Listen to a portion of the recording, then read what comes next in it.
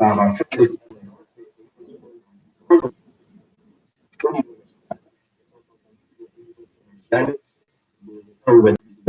en matière respective.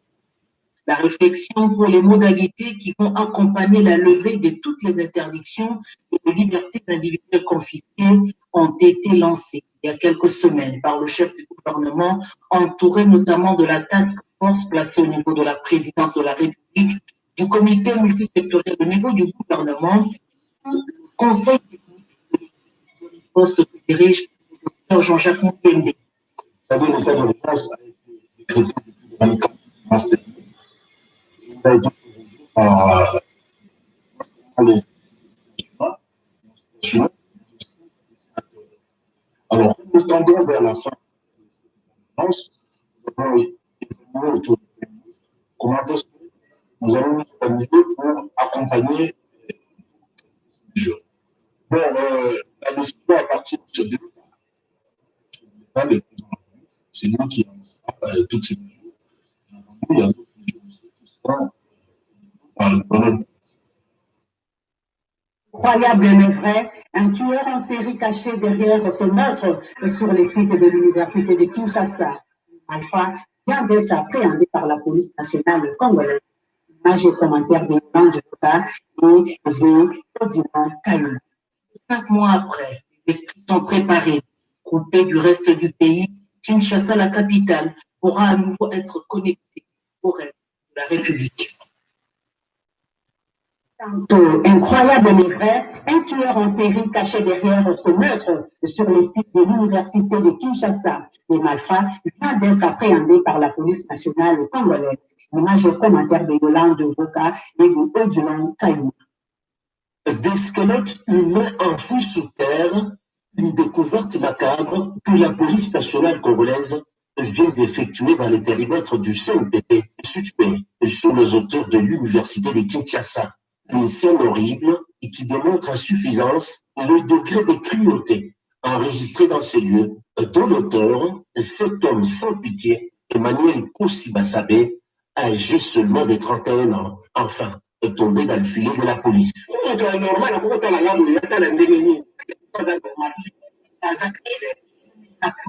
Passage.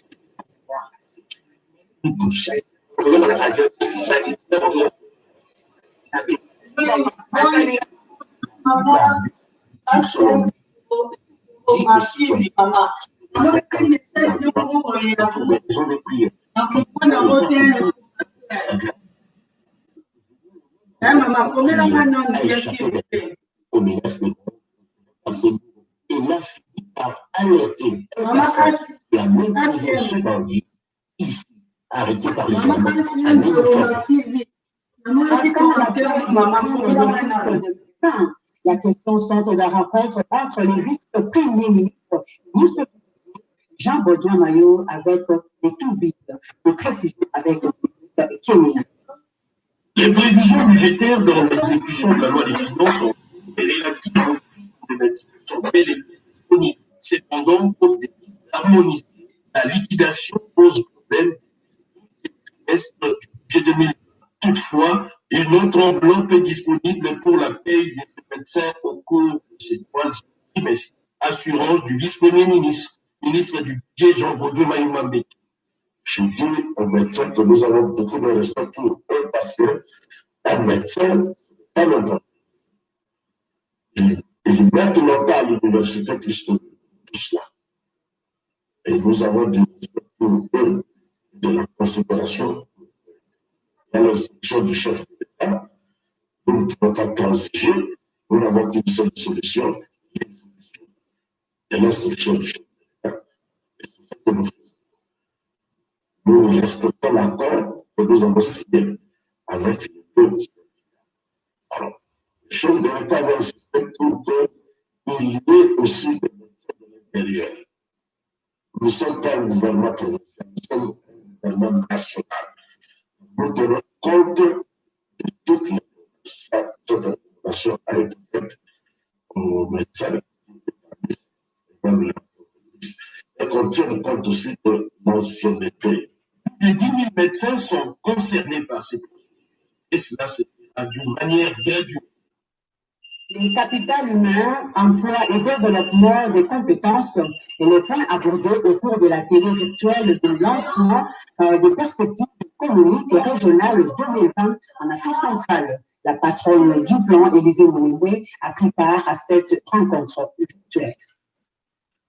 Faire face à la pandémie de la COVID-19, tel est l'objectif de la télé virtuelle de lancement des perspectives économiques régionales 2020 en Afrique centrale.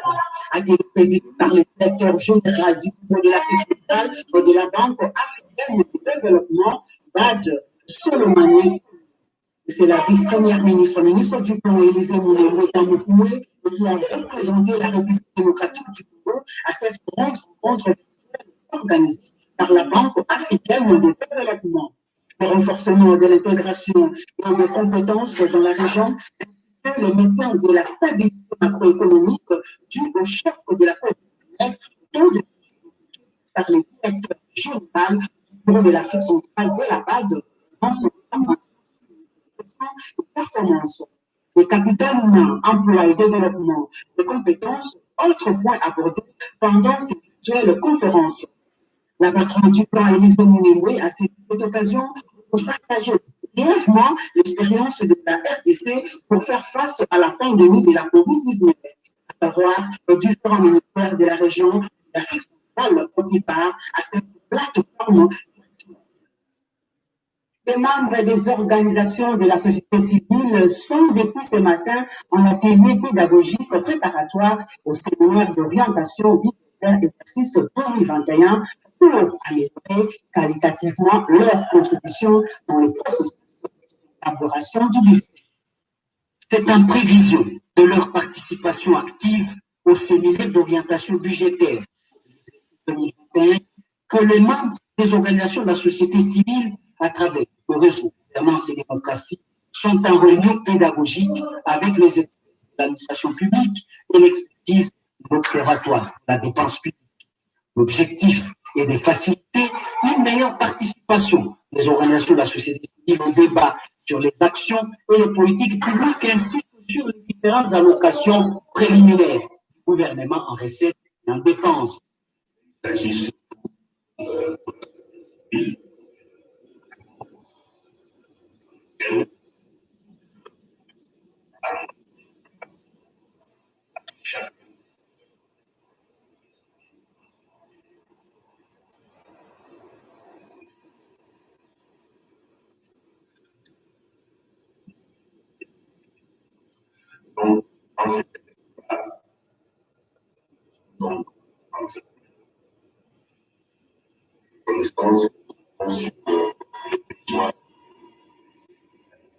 Au finish, les participants vont améliorer qualitativement leur contribution dans le processus d'élaboration du budget par des recommandations pertinentes et appropriées. Le comité d'orientation de la réforme des finances publiques, OREF Profit Congo, inscrit cette activité dans le cadre de la mise en œuvre de sa feuille de route 2019-2021. Bonne nouvelle pour les voyageurs de la République démocratique du Congo. La reprise des délivrances de passeports biométriques façon d'être lancée aujourd'hui au ministère des Affaires étrangères. Dans ces lieux d'attente du ministère des Affaires étrangères, la distanciation sociale est respectée et les libertés sont cachées. Après avoir été par des services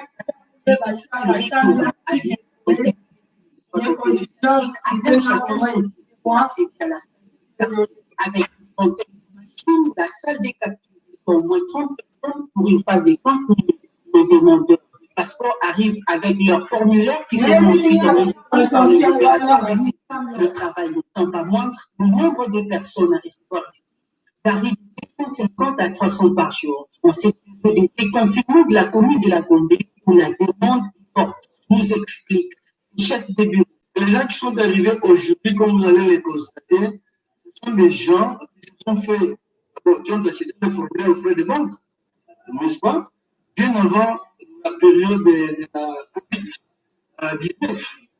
Donc, acheter des formulaires, comme on avait perdu l'accès dans la commune de la Gombe, les gens étaient restés à la maison. Et quand on a réouvert la commune de la Gombe, les gens sont venus en masse.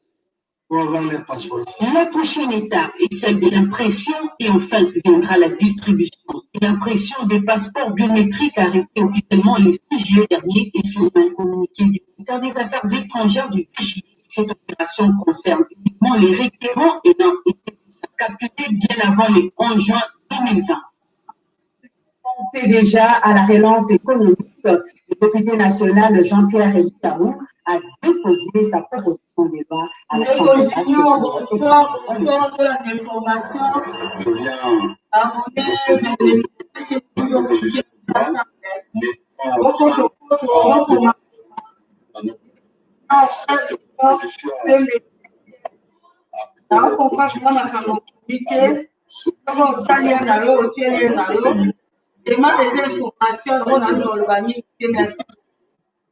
on est ensemble.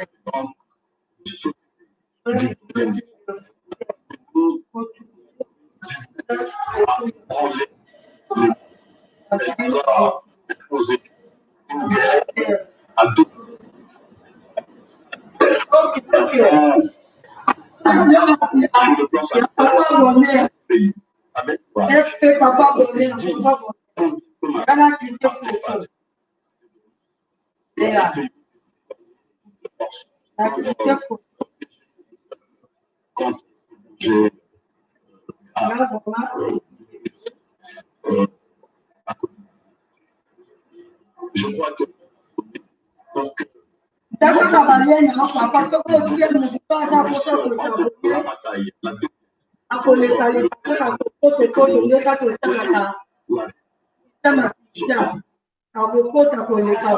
du Parlement, le Forum parlementaire de la SADC a mis en œuvre le projet du gouvernement du VIH et du SIDA, des droits sexuels. On fait un point avec Dada Chabani.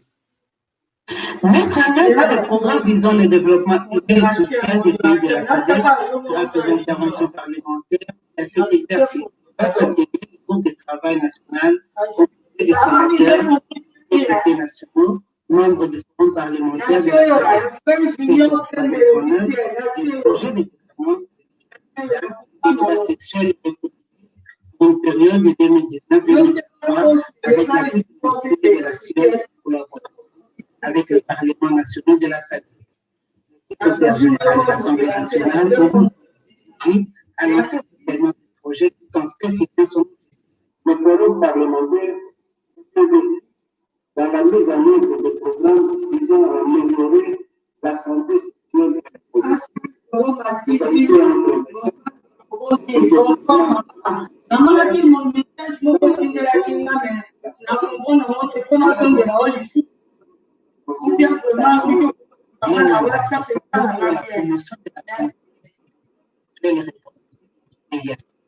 consigné dans le plan stratégique 2019-2023 du Forum parlementaire. Il a été approuvé à la 44e assemblée du Forum parlementaire en décembre 2018 à Maputo, au Mozambique.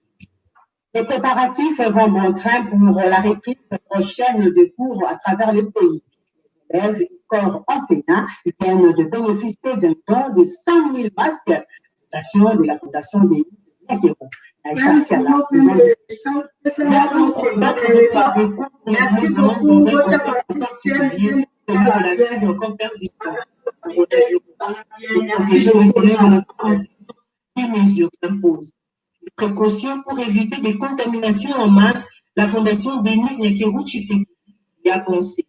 En collaboration avec RTL RDC, la Fondation de la Première Dame, soucieuse du bien-être de jeunes, vient de remettre un lot de 100 000 tâches lavables au ministère de l'enseignement primaire, secondaire et technique. Comme vous savez, nous tous, l'éducation, c'est le socle, c'est la base de quelque chose qui me tient à cœur.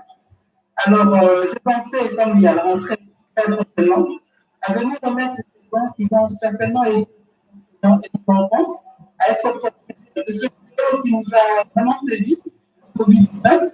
Je tiens à rappeler les tests barrières. Il ne faut pas oublier malgré que nous avons les masques. C'est très important d'éduquer nos enfants et aussi un geste barrière. Quand on est ensemble, que nous sommes forts. Ce geste qui est une réponse à l'appel à la solidarité lancé par le chef de l'État face à la crise sanitaire, salué à sa juste valeur par le numéro 1 de l'enseignement primaire dans le pays. Un geste d'une symbolique indéniable dans l'éducation de nos enfants, qui est à cœur de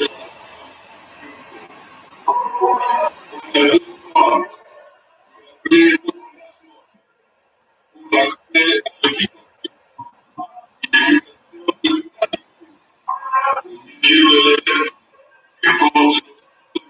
l'éducation à la vie de son excellence Félix Antoine Tshisekedi Tshilombo, président de la République. La confection de ces cache-nez à multiple utilisation a été confiée aux structures d'encadrement des femmes veuves, personnes vivant avec handicap, épouses et filles de militaires, ainsi que les étudiants de l'Institut supérieur des arts et métiers d'Islam, du Centre féminin Maman Mobutu et de l'Institut supérieur des techniques d'arts et métiers d'Iseta. Une manière pour la Fondation de contribuer à l'économie des familles touchées économiquement par la crise sanitaire et à la protection Merci beaucoup. la pandémie. La Fondation Denise Nyekeru Tshisekedi qui a signé un partenariat avec RTL pour mener concrètement des actions aussi bien en cette période de pandémie que dans d'autres, reste ouverte à toute collaboration au bénéfice de la population. Vous suivrez à l'issue de cette édition une page magazine concernant cette cérémonie de remise des caches. Sur ce plateau, nous sommes avec Madame Tina Salama, porte-parole adjointe du chef de l'État. Mais c'est juste pour une communication importante. Bonsoir Madame Tina. Bonsoir Madame Pitt. Le micro est à vous. Merci bien. Ordonnance numéro 20, barre 071 du 15 juillet 2020, portant nomination à titre posthume d'un premier président de la Cour d'appel. Le président de la République, la Constitution telle que modifiée par la loi numéro 11, barre 002 du 20 janvier 2011, portant révision de certains articles de la Constitution de la République démocratique du Congo, 2006, spécialement en ces articles 69, 79 et 82, vu la loi organique numéro 06, 020 du 10 octobre 2006, portant statut des magistrats tel que modifié et complété par la loi organique numéro 15, 0014, du 1er août 2015, spécialement en son article 11. Vu la loi organique numéro 08 013 du 5 août 2008 portant organisation et fonctionnement du Conseil supérieur de la magistrature en ses articles 1er, 2e, alinéa 1er et 2, alinéa 7 et alinéa 1er et 2, l'organique numéro 13 011-B du 11 avril 2013 portant organisation, fonctionnement et compétences des juridictions de l'ordre judiciaire, spécialement en son article 2, considérant que, de son vivant, le magistrat Yannick Ovungu a fait preuve de disponibilité totale pour servir avec dignité et dévouement la justice partout au pays. Le dossier concerné, sur proposition du Conseil supérieur de la magistrature, ordonne. Article 1er. Est nommé à titre posthume au grade du premier président de la Cour d'appel, le magistrat Yannick Ovungu, matricule D001 458. Article 2. Sont abrogées toutes les dispositions antérieures à la présente ordonnance. Article 3. Le président du Conseil supérieur de la magistrature est chargé de l'exécution de la présente ordonnance qui entre en vigueur à la date de cette signature. Le 15 juillet 2020, Félix Antoine Tshilombo, Ilunga Ilukamba, premier ministre, pour copie certifiée conforme à l'original le 15 juillet 2020, le cabinet du président de la République, professeur Dr Désiré Cachemire, Colombier-Libérante, directeur de cabinet AI. Ordonnance numéro 20/012 du 15 juillet 2020 portant acceptation de la démission d'un membre du gouvernement. Le président de la République, vu la Constitution telle que modifiée par la loi numéro 11/002 du 20 janvier 2011 portant révision de certains articles de la Constitution de la République démocratique du Congo du 18 juillet 2006, spécialement en ces articles 78 et 79, vu l'ordonnance numéro 19/56 du 20 mai 2019 portant nomination d'un Premier ministre, revu l'ordonnance numéro 19/077 du 26 août 2019 portant nomination des vice-premiers ministres, des ministres d'État, des ministres délégués et des vice-ministres, spécialement en son article 1er, point 2, puis l'ordonnance numéro 20/016 du 27 mars 2020 portant organisation et fonctionnement du gouvernement, modalités de collaboration entre le président de la République et le gouvernement, ainsi qu'entre les membres du gouvernement, spécialement en ces articles 14 et 36, considérant que le membre du gouvernement concerné a déposé sa démission volontaire au gouvernement, c'est la nécessité, sur proposition du Premier ministre, ordonne. Article 1er, est accepté la démission de M. Célestin Toundé Kassende aux fonctions de vice-premier ministre en ministre de la Justice, garde des Sceaux. Article 2, sont abrogées toutes les dispositions antérieures contraires à la présente ordonnance. Article 3, le Premier ministre est chargé de l'exécution de la présente ordonnance qui entre en vigueur à la date de sa signature. Fait à Kinshasa, le 15 juillet 2020, Antoine Tshisekedi, Sylvestre Ilunga, Premier ministre, pour copie certifiée conforme à l'original, le 15 juillet 2020, le cabinet du président de la République, professeur docteur Désiré Cachemire, Colombier-Libérante, directeur de cabinet AI. Merci Madame Tina pour la lecture de ces ordonnances. Merci à vous. La tarification de l'éclairage public dont le loi la base autour d'une même table entre le vice-ministre des Ressources publiques et l'électricité Papi Kourou et une délégation du gouvernement provincial de la dite province. Rentabiliser le recette dans les domaines de l'électricité, tel est l'objectif poursuivi par le gouvernement provincial du Lualaba. Le vice-ministre des Ressources hydrauliques et électricité, Papi Kourou-Lamba, reçut dans son cabinet une forte délégation en provenance du Lualaba dans cette optique. Il s'agit des ministres du budget, économie, énergie et du tabac du gouverneur de cette province. Le chef de la délégation, Trésor Chikombi, a indiqué que le Lualaba doit bénéficier de taxes à percevoir sur l'éclairage public par les sociétés qui œuvrent dans ce secteur.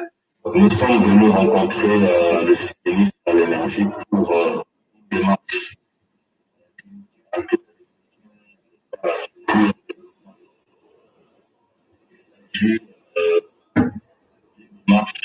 pour la taxe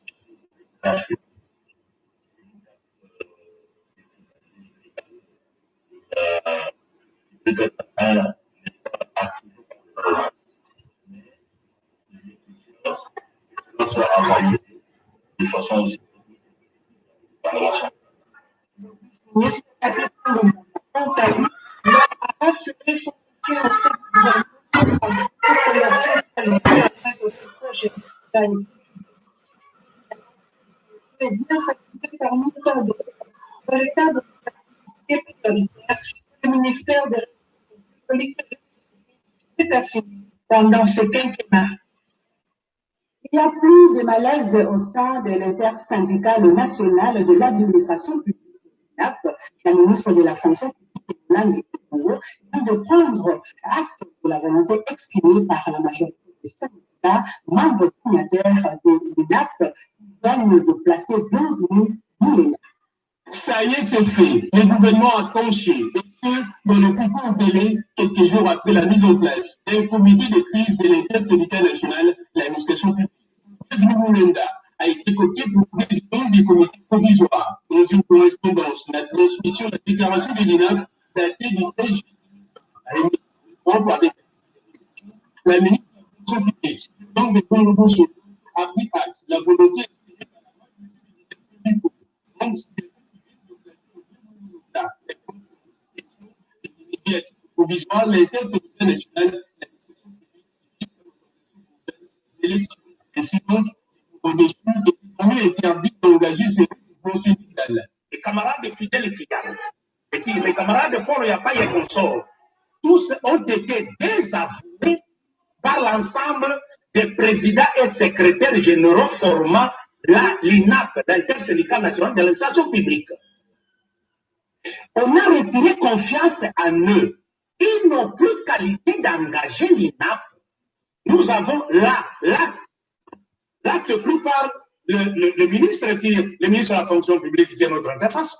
Heureusement que nous saluons la flexibilité de madame qui a accepté à ce que la formation des 60 et 54 le président des délégations syndicales participe, qu'il soit informé sur la gestion de la SENSAP.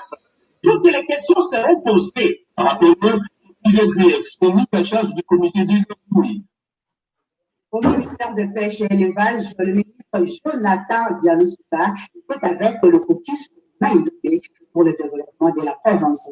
Cédric Kémina vous en parle. Pouvoir son excellence du ministre de la Pêche nous sommes dans de lavage de bouteilles dans le territoire Magada, le lavage la plus première à situer la province du Congo.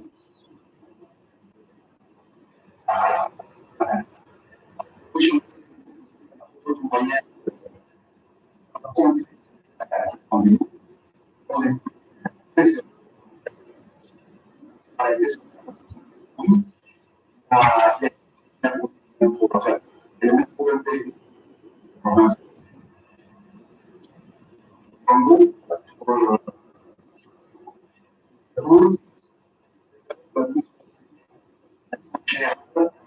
en toute la province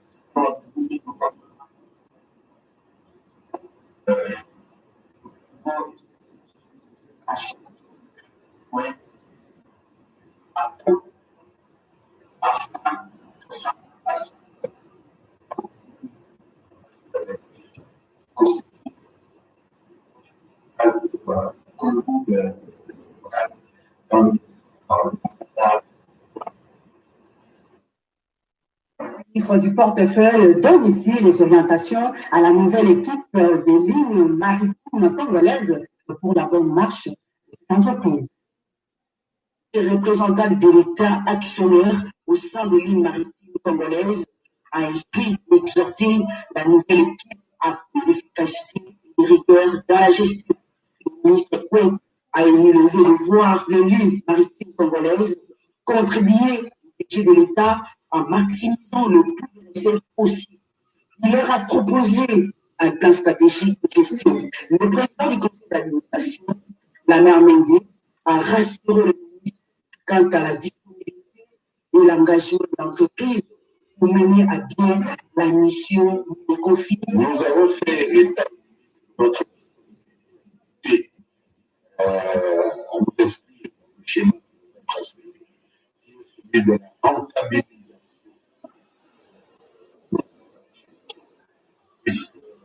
de l'entreprise